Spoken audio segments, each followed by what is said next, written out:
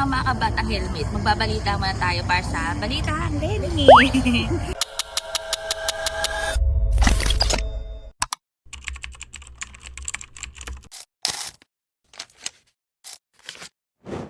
Pero ito, hinggil nga to sa ano naman, Jogapar, yung krisis nga. Itong napipintong krisis nga, hinggil sa langis. Pero hindi siya napipinto kasi ngayon, ramdam na rin natin na may krisis na talaga sa langis.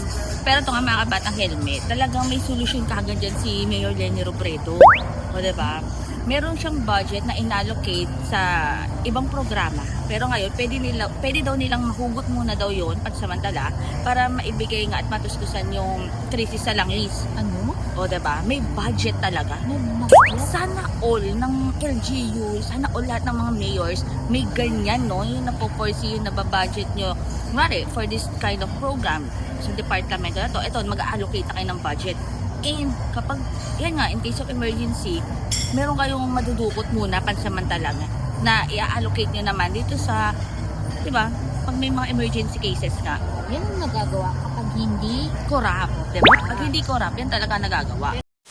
pero pag corrupt, Ay wala, pasensyahan tayo. Ano lang tayo, mamuti na mata na lang natin, o diba?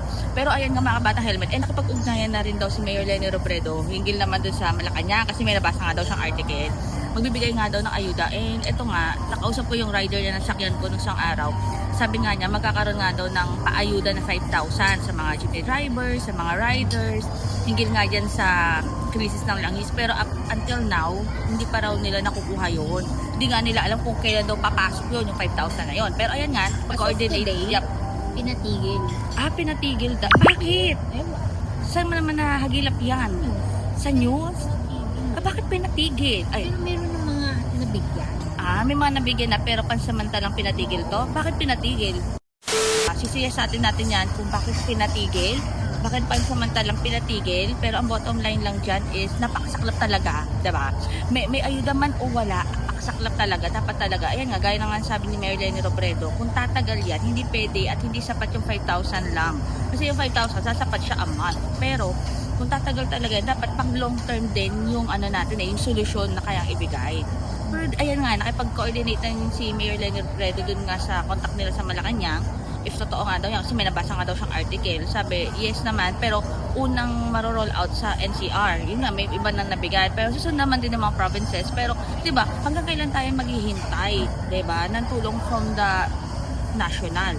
So, dapat talaga meron din tayong sariling mga plano, backup plan. Pero at least talaga, clap talaga sa Naga City dahil meron silang isang Mayor Leni Robredo na naka-ready. Oo, si Mayor Leni talaga yung backup ng lahat. Diba? Siya talaga yung number one backup natin lahat sa mga ganitong klaseng krisis. Biruin mo, meron kang budget na makukuha na i-allocate mo muna dito. Diba? Sa amin! Ano, meron Sa amin na lang. Ano meron sa kanila?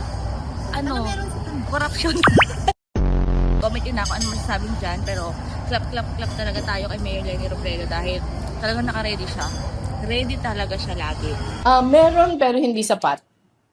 In fact, sa budget this year, may talaga na set aside tayo para sana sa service contracting.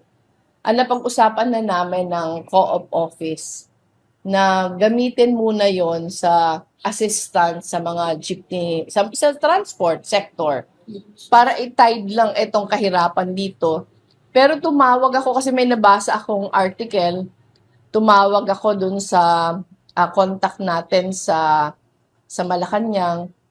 Sabi ko, totoo ba na magbibigay yung gobyerno ng ayuda? Ang sabi niya, oo, pero uunahin NCR. So kung isusunod naman daw yung provinces. So malaking bagay na yon. Pero yun yata 5,000. Tingin ko kasi hindi yun enough kung tumagal ito. Kung mga 1 month lang yung upheaval, kasya yung 5,000.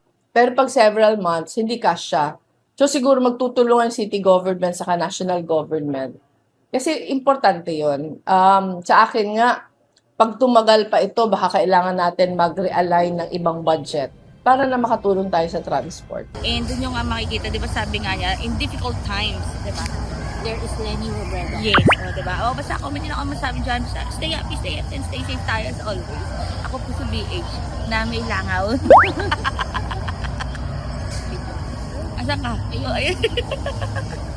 So, ayun, Papa Helmet. Abangan nyo na yung next vlog natin. Hinggil naman dyan sa langaw.